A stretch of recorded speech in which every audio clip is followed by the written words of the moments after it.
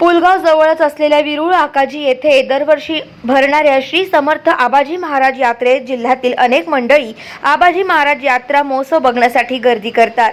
यावर्षी सुद्धा हजारोंच्या संख्येने भाविकांची आणि नागरिकांची गर्दी दिसून येत होती.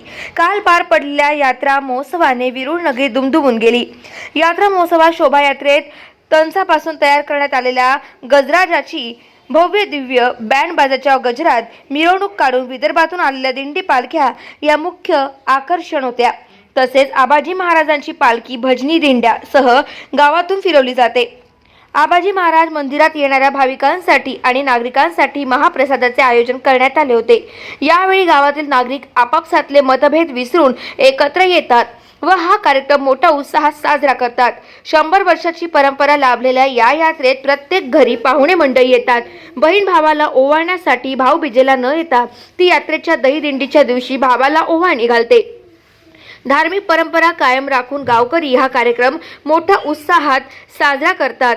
3 दिवस चालणाऱ्या या यात्रेत जिल्ह्यातील अनेक दुकानदार वेरूळ येथे आपले दुकाने थाटतात. दहीहंडी कार्यक्रम भाविकांच्या मोठ्या संख्येत संपन्न झाला. यावेळी पुलगाव पोलिसांचे मोठ्या प्रमाणात मोलाचे सहकार्य असतं. गाव माझा न्यूजकरिता विनोद महाजन, पुलगाव, वर्धा.